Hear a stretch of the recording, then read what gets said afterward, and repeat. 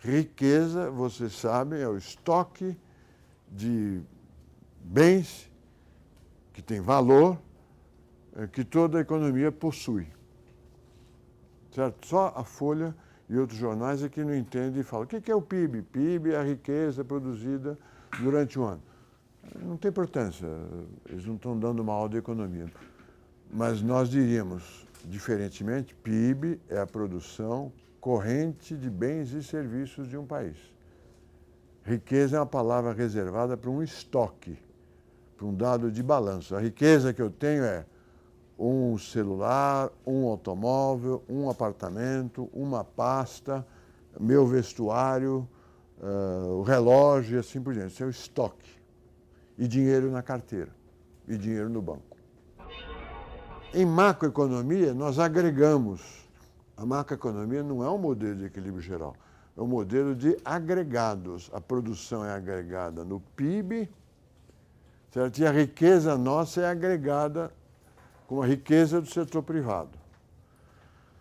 Os créditos e débitos que nós temos uns com os outros, ou nós com o sistema bancário, quando é agregado, desaparece.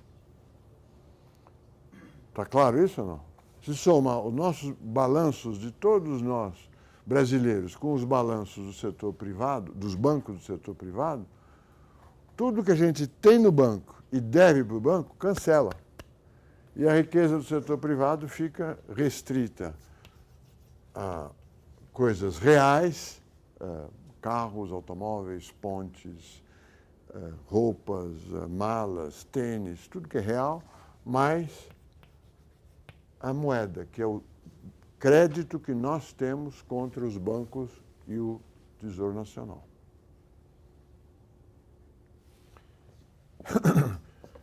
Se nós considerarmos que no curto prazo o estoque de riqueza é constante, nós temos que estudar a demanda de moeda.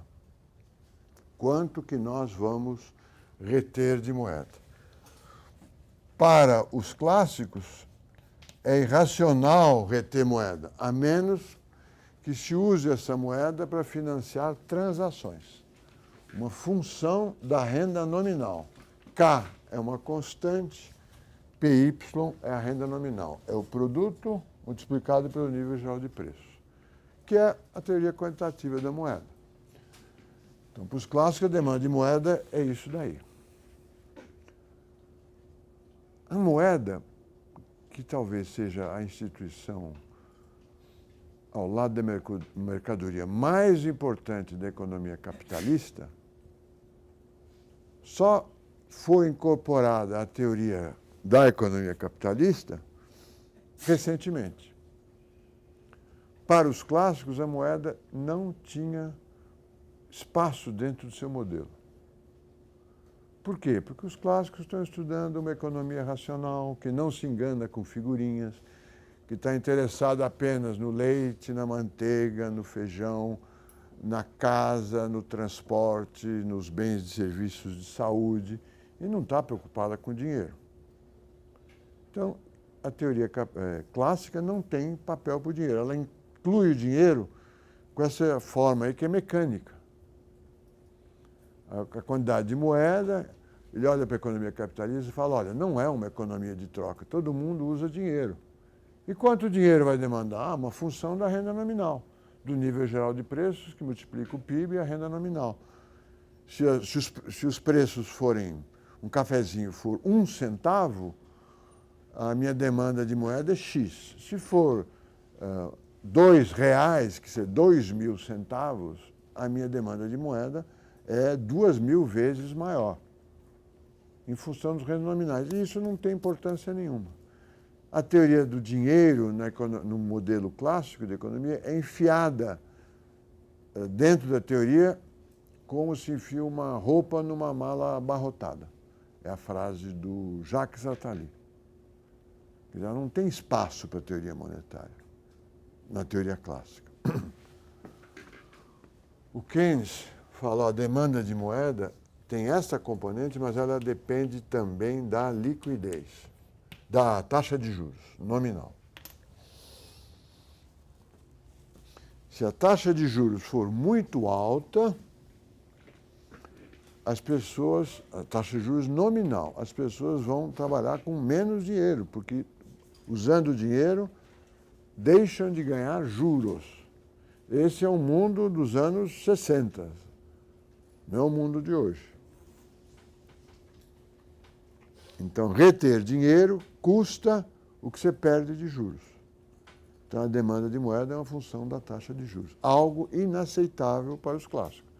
Por que alguém cometeria a irracionalidade de reter dinheiro além do que é o necessário para financiar suas transações, além do capital de giro da empresa?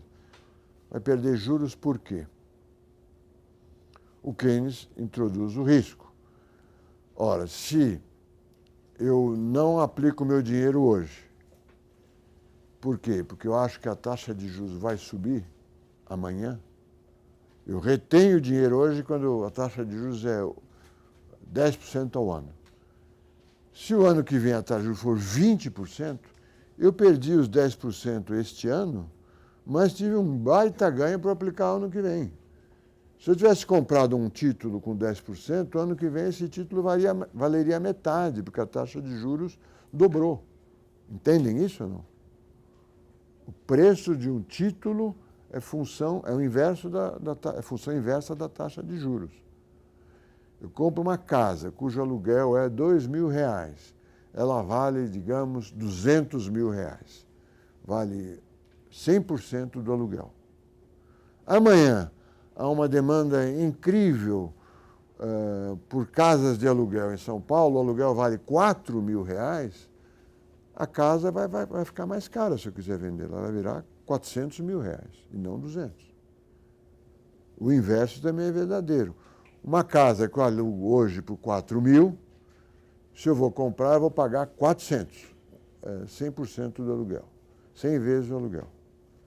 Aí eu comprei a casa de 400, aí houve uma debandada, ninguém mais quer morar em São Paulo, vai todo mundo morar em outras cidades, o aluguel cai de 4 para 2. O que acontece com o preço da minha casa? Cai pela metade, tá certo? Eu ganhei os juros de 4.000 por algum período, mas depois perdi metade do meu patrimônio porque o aluguel caiu. Então não há nada de errado em reter dinheiro especulando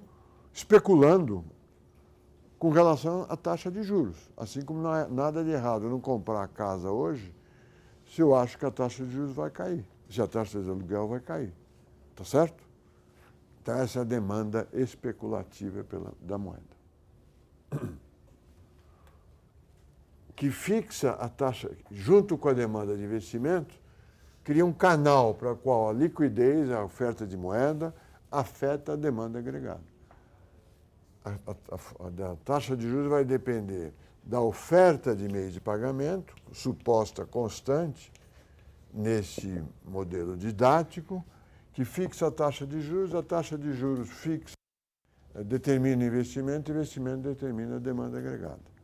Então, no modelo SLM, a liquidez afeta a demanda agregada através da taxa de juros e só. Realista, irrealista. A primeira justificativa é porque é didático. A segunda justificativa é que é simplista. Não se fala em expectativa de inflação. Portanto, a taxa de juros nominal é igual à taxa de juros real.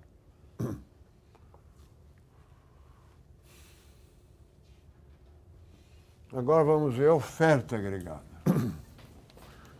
Bom, a oferta agregada é a produção. É quantos empresários vão produzir.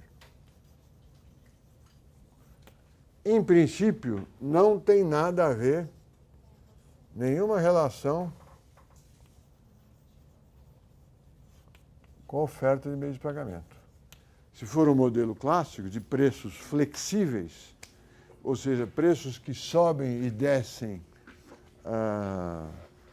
imediatamente para equilibrar os mercados, a oferta de meios de pagamento não afeta a produção. É novamente um modelo, um lado clássico.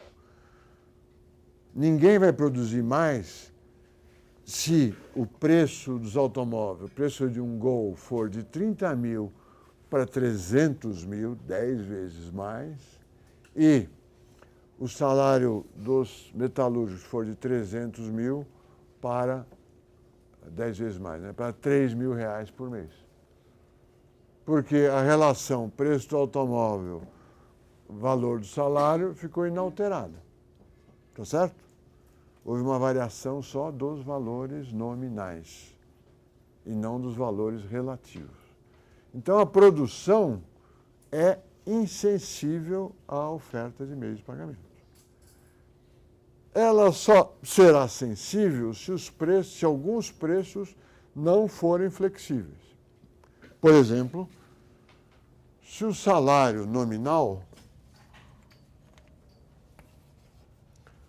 o salário expresso em reais que o trabalhador ganha, se ele for rígido, essa barra aqui quer dizer rígido, constante.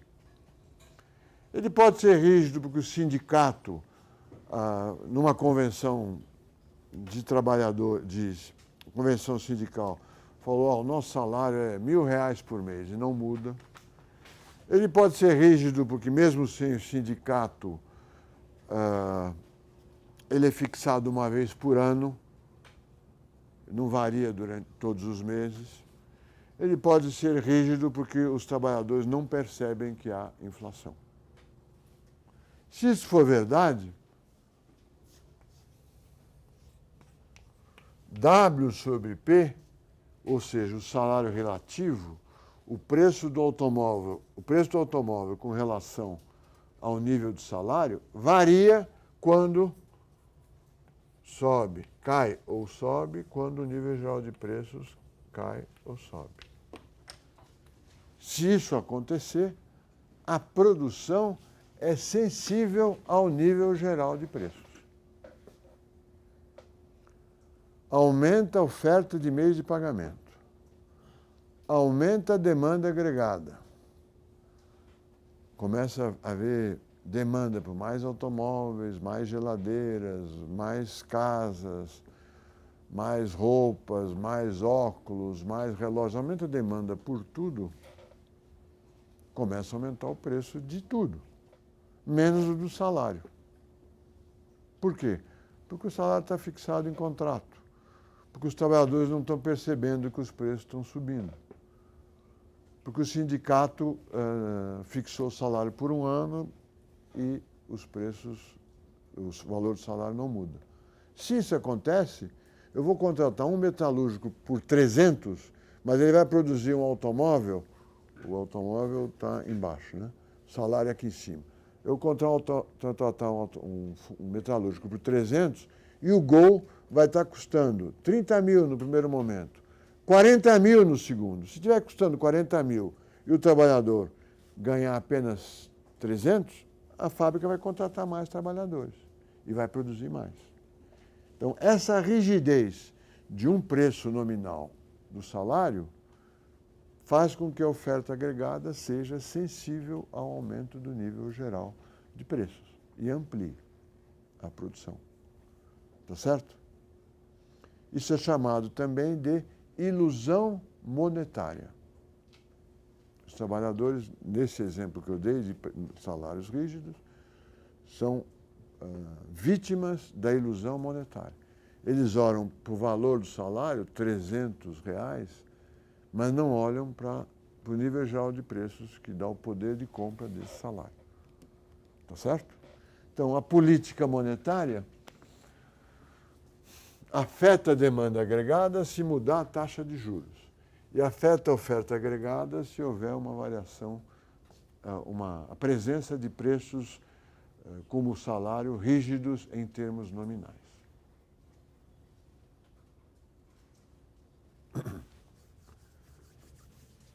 Eu posso resumir isto aqui. O Banco Central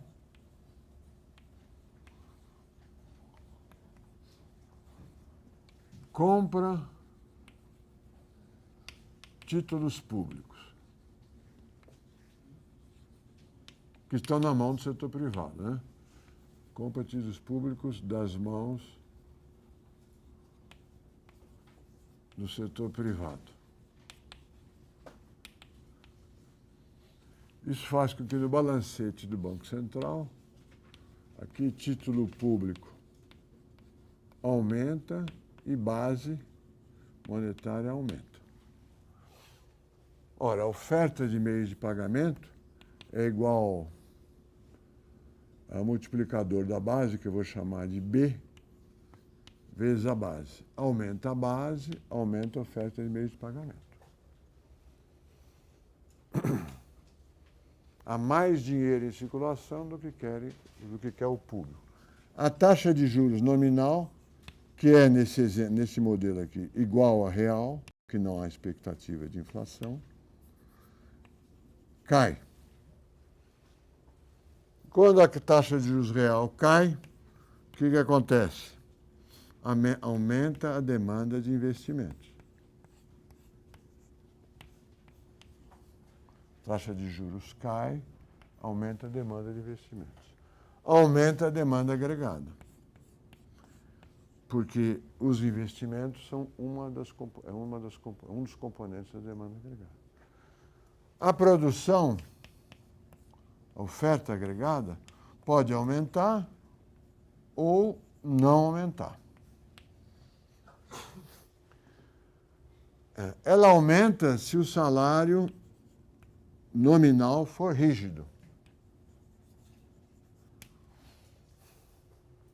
E ela não aumenta se W for flexível. Vamos fazer assim.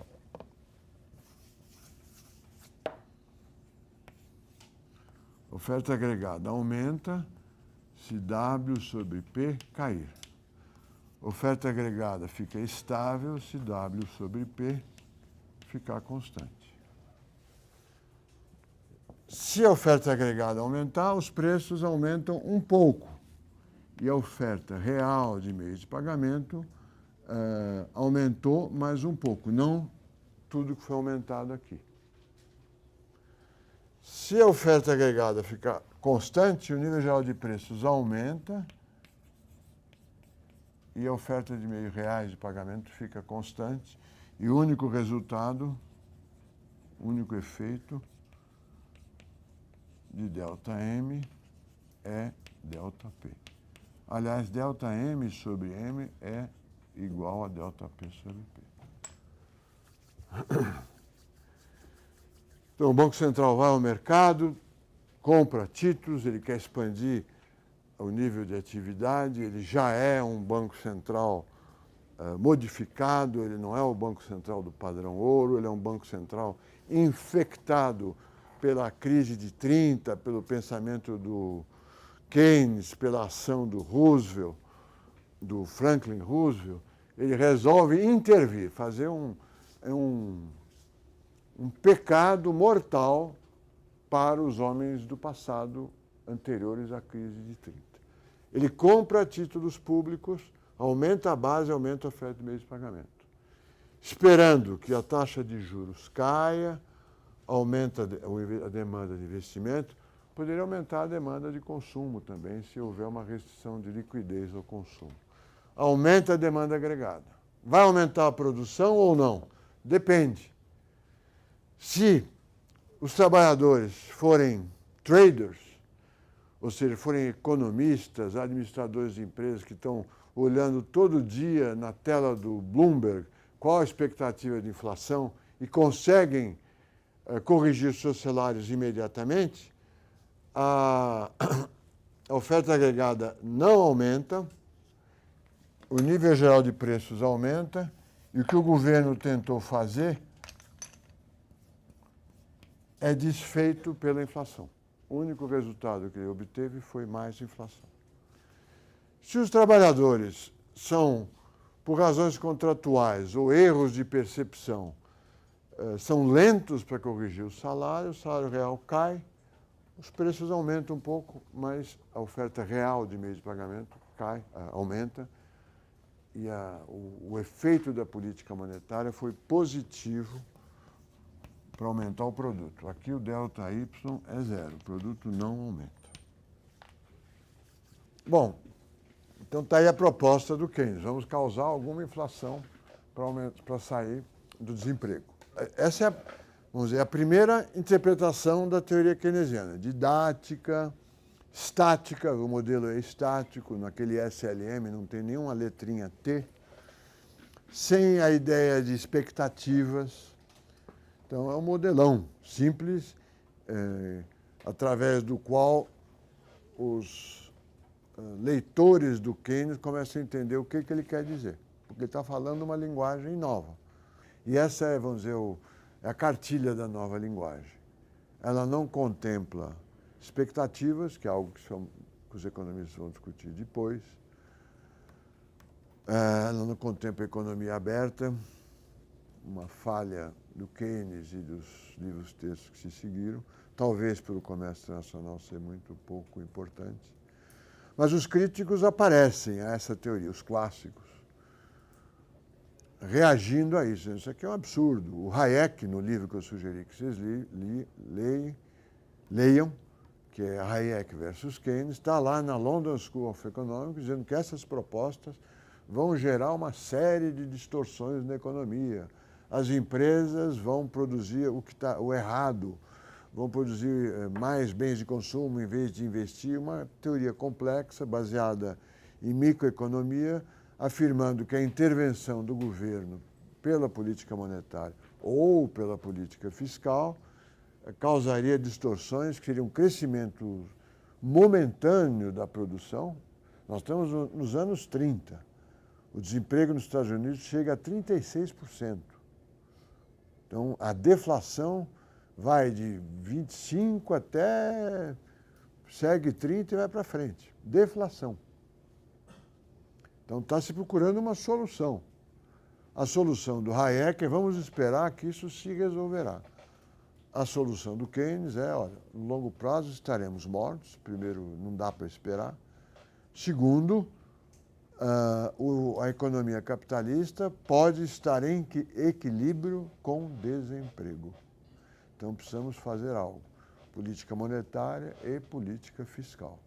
O governo é responsável pela operação de um sistema cujas partes, isoladamente, não conseguem resolver o seu problema. Essa é a proposta do Keynes e a leitura simplista do ISLM. Mas as reações não custam a vir, a reação do pensamento clássico.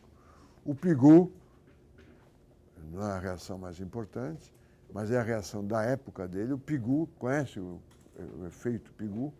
O Pigou diz o seguinte, olha, na demanda por moeda, que é essa demanda aqui que eu posso escrever como dividindo tudo pelo nível geral de preços, a demanda de moeda é MP igual KY mais LI. Quando cai o nível geral de preços, as pessoas se sentem mais ricas. Tentando apresentar uma tese contra o Keynes. E se sentindo mais ricas, elas consumirão mais. E consumindo mais, a demanda agregada sobe com a deflação e traz a economia para um nível de equilíbrio com maior emprego. Nunca houve constatação empírica da tese do Pigou. Mas é conhecido entre os alunos de macroeconomia o famoso efeito Pigou. Mais tarde, a introdução das expectativas, particularmente das expectativas racionais, também vai mudar esse cenário. No mundo e nós vamos estudar, mas no mundo das expectativas racionais, os agentes econômicos, como são chamados, consumidores, empresários, família, todo mundo é agente econômico, sabem que o aumento de liquidez gera inflação. Eles acreditam nisso. Eles conhecem o modelo completo. Então, quando o governo aumenta a oferta de meios de pagamento, todo mundo prevê essa inflação, uma inflação maior e se ajusta, inclusive os trabalhadores. E, portanto, não há aumento na produção. Ou seja, no mundo clássico, a moeda não tem nada a fazer. No mundo keynesiano, ela só tem papel a cumprir se existir preços rígidos, que é o salário, ou se as expectativas das taxas de juros A taxa de juros eu estou antecipando e mostrando a polêmica, as reações ao pensamento keynesiano. Taxa de juros real é igual a inflação menos expectativas de inflação.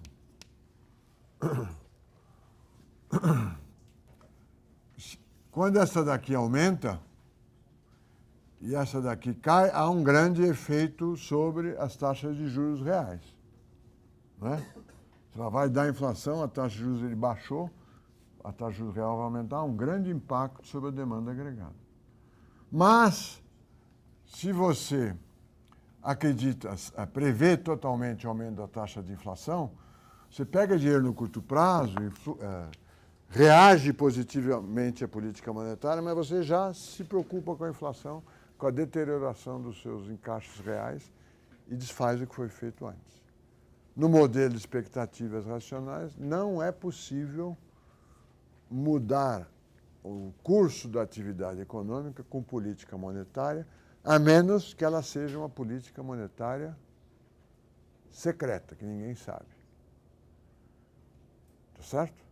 Porque aí aumenta os preços.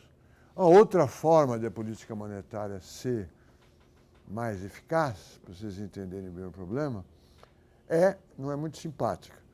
É autoritária e só poderia ser implementada no Irã, no Brasil militar ou na Idade Média. Seria proibir o cálculo dos índices gerais de preço. Fecha a FIP, fecha a Fundação Getúlio Vargas e ninguém pode falar sobre o índice geral de preços. Aí haverá uma grande discussão. Aumentou a inflação? Não aumentou a inflação?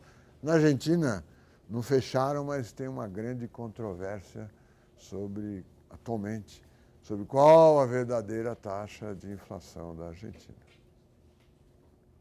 Certo? Bom, mesmo no mundo keynesiano, existem vários empecilhos ao funcionamento da política monetária. O primeiro se refere à preferência pela liquidez. Se a taxa de juros for muito baixa, como nos Estados Unidos hoje é praticamente zero, ou no Japão há muitos anos é praticamente zero, não adianta dar mais liquidez, porque a taxa de juros não vai cair. Nós estamos no regime de preferência muito forte pela liquidez. Se a taxa de juros é 1% ao ano, 2% ao ano, por que eu vou aplicar meu dinheiro? Eu vou perder só 2% no ano inteiro, e ela pode variar, e se ela variar, eu vou perder uma parte importante do meu capital e não dos rendimentos.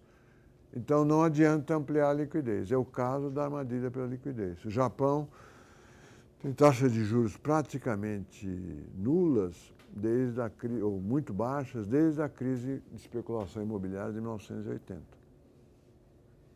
Os Estados Unidos, depois de 2008, têm praticado juros muito baixos, acho que é 2% ao ano, talvez menos. O Banco Central Europeu, apesar do seu conservadorismo, também baixou a taxa de juros. E não consegue ampliar a demanda agregada.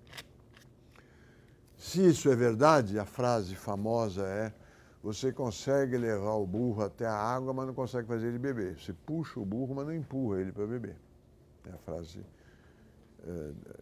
que ilustra essa questão. Você garante um redesconto generoso para os bancos comerciais, mas eles não emprestam dinheiro. Eles estão com medo, eles preferem reter o dinheiro, e quando retém o dinheiro, há pouco crédito. E a taxa de juros não cai. Certo? Na crise de 2008, o governo federal obrigou os bancos estatais a aumentarem o crédito, coisa que talvez eles não fizessem se fossem bancos privados. Então, o Banco do Brasil, o BNDES e Caixa Econômica Federal saíram emprestando dinheiro. E aí se voltou a discutir se valeria a pena manter permanentemente bancos estatais ou privatizá-los. A crise de 2008 diz, olha, é bom ter um banco estatal que eu posso obrigá-lo a fazer empréstimos no momento de crise.